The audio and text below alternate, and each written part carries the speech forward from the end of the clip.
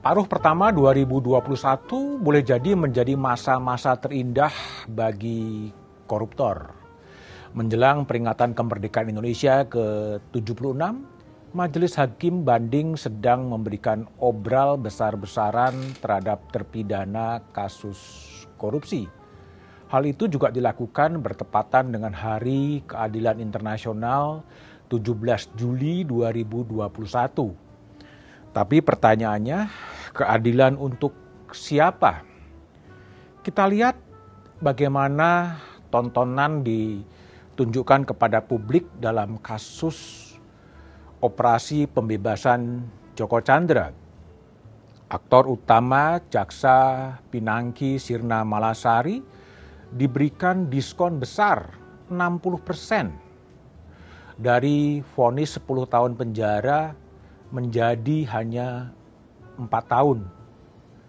Hal yang sama juga terjadi kepada Joko Chandra. Dari vonis 4 tahun 6 bulan menjadi 3 tahun 6 bulan. Itu adalah sesuatu yang luar biasa. Hakim bisa saja berargumen ini adalah kemandirian kekuasaan kehakiman. Kekuasaannya otonom, boleh-boleh saja berargumen demikian. Tapi rasa keadilan publik pun tidak bisa dicegah. Publik bisa saja berteriak ketika ada ketidakadilan di sana. Kasus Joko Chandra adalah pintu masuk untuk mengungkap praktek mafia peradilan di Indonesia. Sesuatu yang luar biasa dipertontonkan kepada publik Indonesia ketika Joko Chandra yang sudah buronan 11 tahun penjara lari dari sistem hukum Indonesia kemudian bisa ditemui oleh Jaksa Pinangki Sirna Malasari di Kuala Lumpur. Seorang jaksa yang bukan jaksa eksekutor, bukan jaksa yang kemudian diberi tugas untuk menangkap buronan, tetapi bisa leluasa berfoto leluasa di Kuala Lumpur. Itu adalah sesungguhnya sesuatu yang luar biasa. Bagaimana mungkin juga kemudian Joko Chandra bisa keluar masuk Indonesia tanpa bekerja sama dengan aparat penegak hukum di Indonesia. Inilah pintu masuk untuk mengungkap mafia peradilan di Indonesia. Sayangnya, kembali sayangnya, pemerintah tidak memanfaatkan pintu yang terbuka itu. Yang terjadi adalah hukuman-hukuman yang ringan bahkan terasa amat ringan. Bahkan tertangkap ada perlakuan-perlakuan istimewa terhadap Jaksa Pinangki. Itu adalah sesuatu yang luar biasa dan menggoncang rasa keadilan publik. Hal yang sama juga tampak dari tuntutan yang dijatuhkan Jaksa KPK terhadap Menteri Sosial Juliari Batubara, 11 tahun penjara. Padahal pada saat yang sama sebelumnya 2 penyelidik KPK justru dihukum oleh Dewan Pengawas KPK. Dihukum potong gaji 10% selama 6 bulan.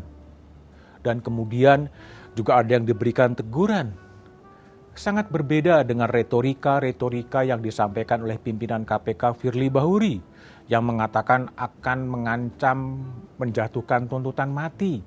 Tetapi ternyata panggung depan dan panggung peradilan mempertontonkan sesuatu yang berbeda. Ada apa sebetulnya dalam penegakan hukum korupsi di Indonesia?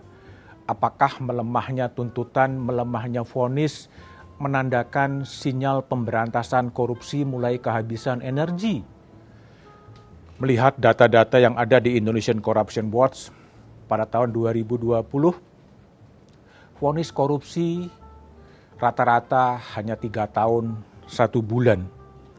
Ringan, bahkan sangat ringan dibandingkan dengan retorika korupsi adalah kejahatan luar biasa.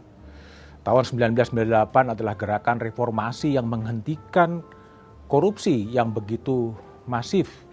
Tapi kemudian sekarang mulai kendor dan mulai kendor. Inilah yang kemudian menjadikan publik menjadi gelisah dan mempertanyakan arah pemberantasan korupsi. Salah seorang menteri pada era Presiden Jokowi yang sudah diberhentikan, Sudirman Said, lewat tweetnya dia mencuit, "Tegaknya hukum adalah mata air bagi keadilan sosial. Kini mata air itu tanpa penjaga. Penjahat, koruptor, penegakan hukum berupaya mengotorinya, menyampainya. Jalan menuju kemanusiaan yang adil dan beradab menjadi sangat jauh dan sangat jauh." Inilah refleksi menjelang kemerdekaan Republik Indonesia.